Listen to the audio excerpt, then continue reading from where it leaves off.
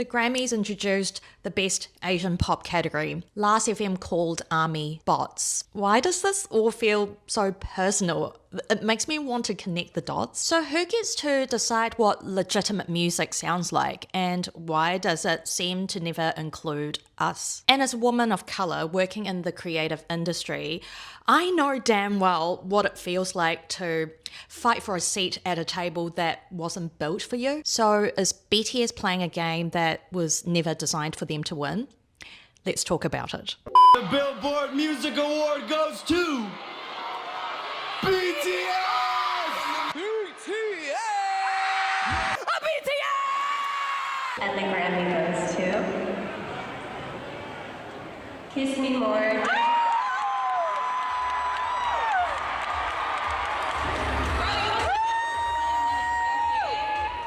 Okay, so the Grammys finally introduced a category for Asian music. Wow, talk about the representation. Shouldn't we be excited now that we have a genuine shot? On one side, I'm very grateful that what I made could just be, acknowledged in the world like this. But also, it sucks that whenever we, and I mean guys that look like me, do anything that's genre bending or that's anything, they always put it in a rap or urban category, which is, and I don't like that urban word. It's just a politically correct way to say the N-word to me. So when I hear that, I'm just like, why can't we just be in pop? Why can't it just, you know what I mean? So I felt like half of me feels like the rap nomination was a backhanded compliment. Like, oh, my little cousin wants to play the game. Let's give him the unplugged controller so he could shut up and feel good about it. I think Tyler, the creator, sums it up so well, and that's why the introduction feels wrong in the gut, because the Grammys just made us the opening act. They were never going to include us in the title fight, and the Grammy CEO, Harvey Mason Jr., had the nerve to say, entering the Asian pop category does not mean that you can't enter Album of the Year or Song of the Year. Sir, that's not even the point. We know we can enter. We just know we can't win it. What you actually want is for ARMY to tune in so the viewership would spike and you can sell those ad spots to brands. So here's what makes it even dodgier.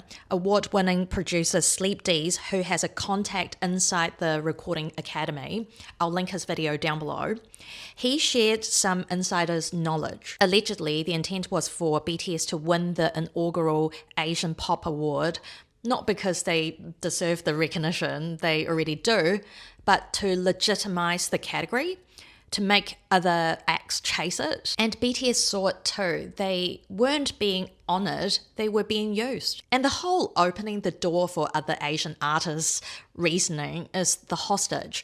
Don't refuse or you're gonna let your community down. And BTS refusing to enter is refusing to be the pawn, and I'm so proud of them. Okay, let's take a step back and assume the intention was genuinely to encourage diversity.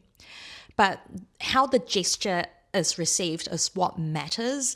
It's no different from a company going, hey, we've hired 50% women when none of them are in managerial roles. The optics of inclusion without genuine structural change is still exclusion. The Asian category feels like a backhand compliment, kind of like when a person comes up to me and say, oh, you speak great English for an Asian, or you're a great female creative, which is why I always cringe at the term K-pop. I mean, why does the prefix even exist? Why can't BTS just be pop? There's actually a name for it, the social categorization theory. The idea of putting people in boxes makes us overemphasize what makes groups different from each other, and that's exactly what the K in K-pop is doing. The urban, Latin, and the recent Asian Grammys are created to pigeonhole certain types of sound so we don't fully belong. It's like, even though your kind of music is loved by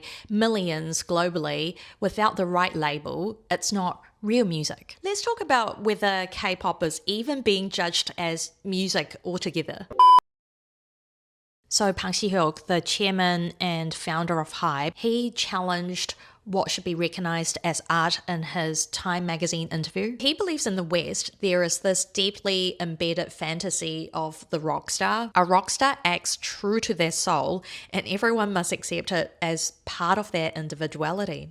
And only through that does good music come. I don't know why people have to look like this to be considered an artist. It's like there's this double standard.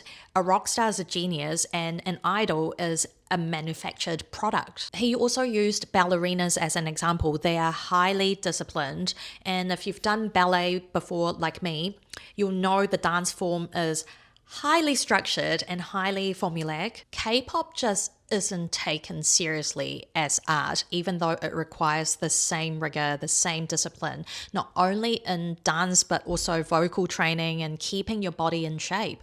But you don't hear people say, ballet is an art, ballet lacks soul. And it's not like BTS didn't even try to play the game. I personally believe Arirang was created with global ambition. They literally worked with the best producers in the States. They had enough English tracks. The genres are very diverse. It's basically got all the elements of an album of the year.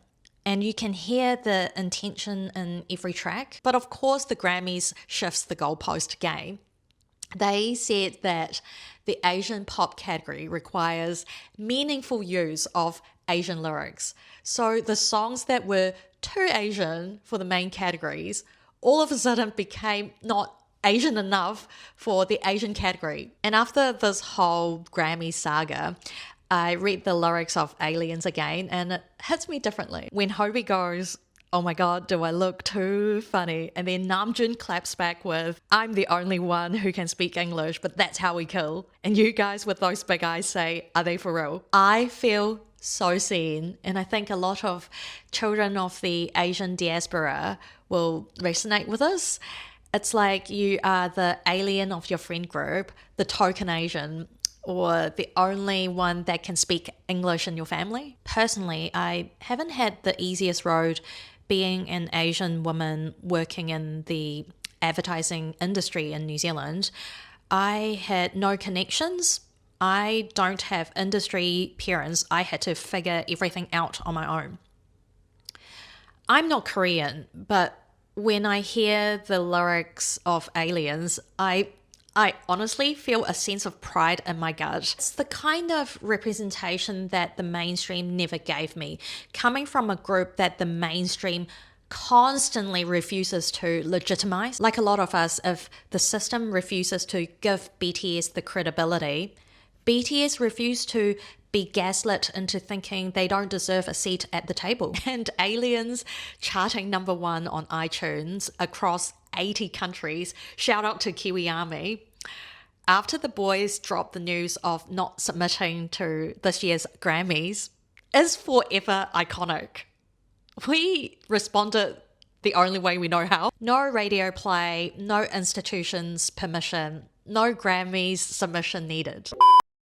Let's talk about Last FM. To give you a bit of context, they recently cracked down on fake plays. They said a lot of users had asked them to reduce the impact of bots and scripts on their charts and leaderboards. And then they dropped this post, the "if you know, you know" post. I don't deny there could be cases of bot inflation, and that would make the chart meaningless.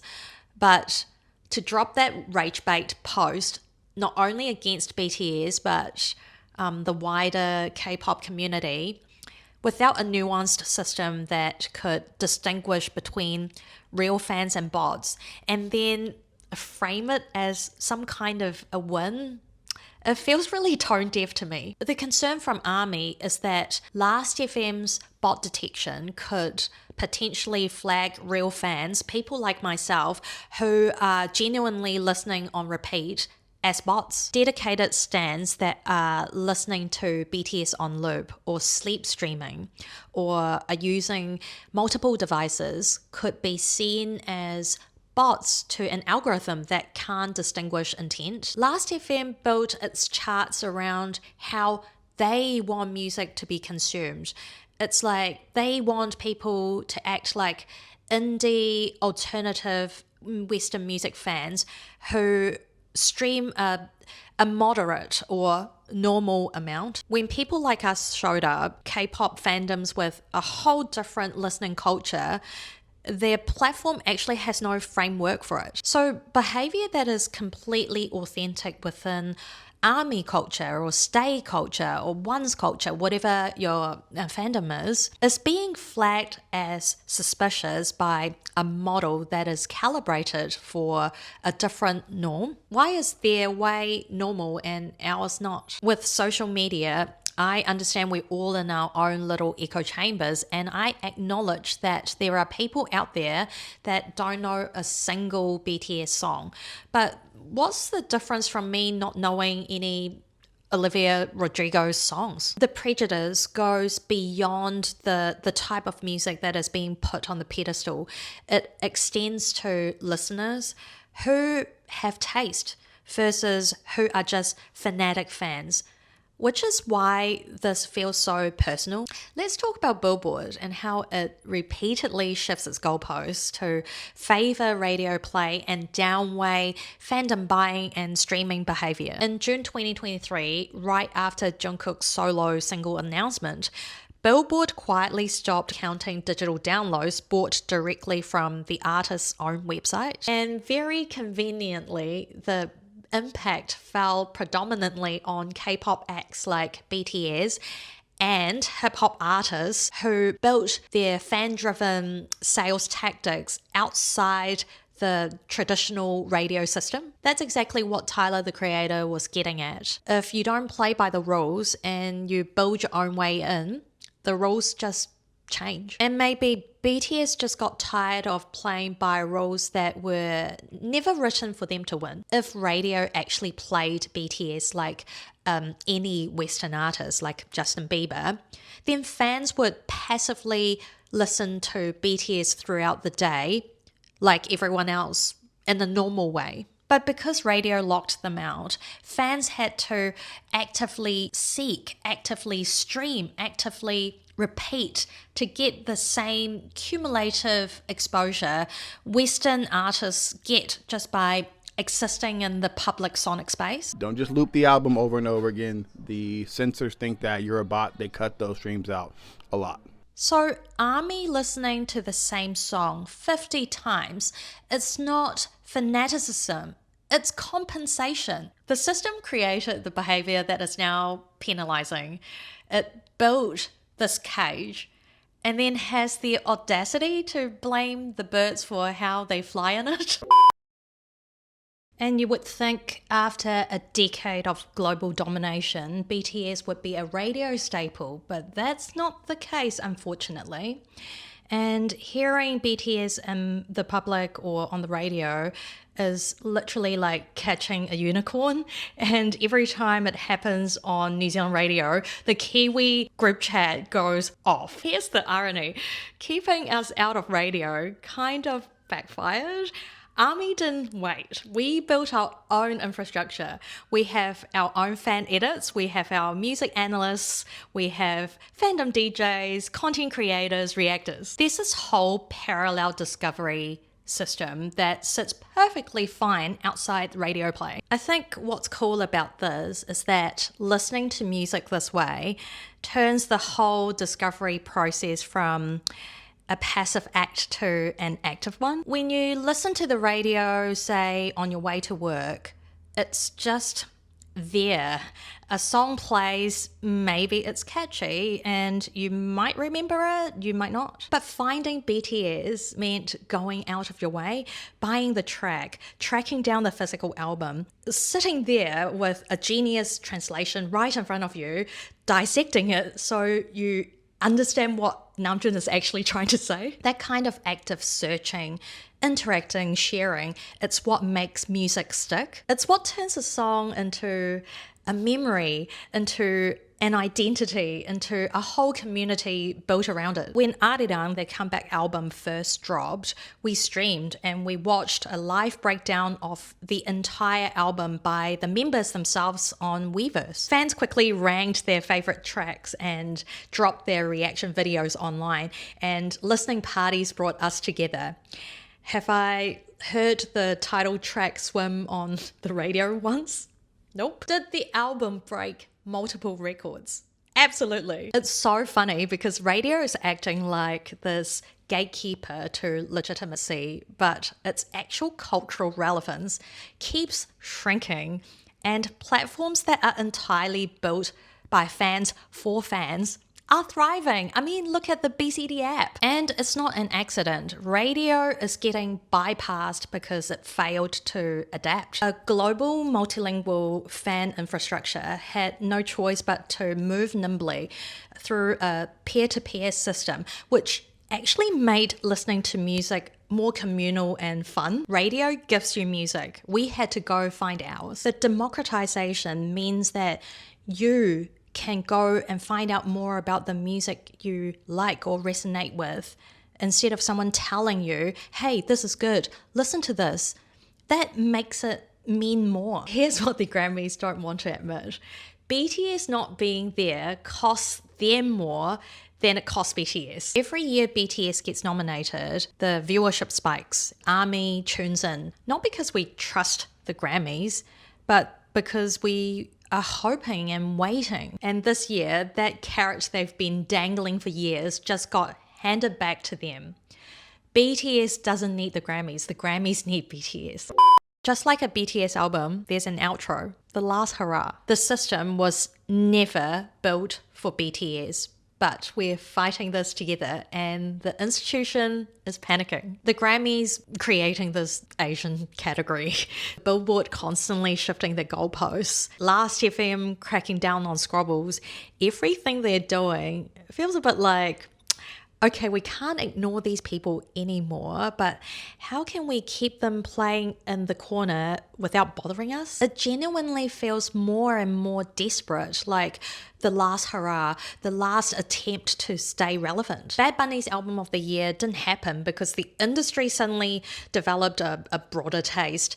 It happened because the numbers got too big to ignore, and you can't argue with numbers. How many acts can fill a stadium like this, have 36 plus million fans on Weverse, an app that, unless you're a K-pop fan, you would have absolutely no idea what it is, with any members jumping on live randomly and get 1 million views at the randomest hours of the day. No shade, but Jungkook live streaming himself sleeping could probably get more views than the Grammys. You fell asleep. And you fell asleep and just slept for 45 minutes, and everyone, 6 million people tuned in to watch you sleep.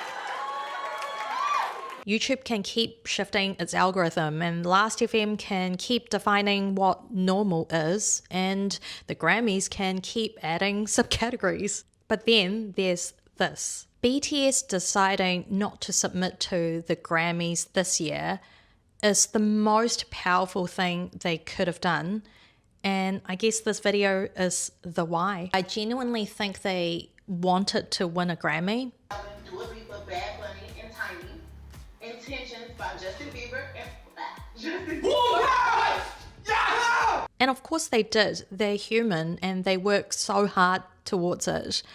And Arirang has every element. But Sleep Deeza's contact inside the academy, which he mentioned in his video, indicated the early signs weren't pointing to Arirang for album of the year. And this whole new category just feels kind of like a consolation prize designed to use them rather than honor them. And I think the boys are just done.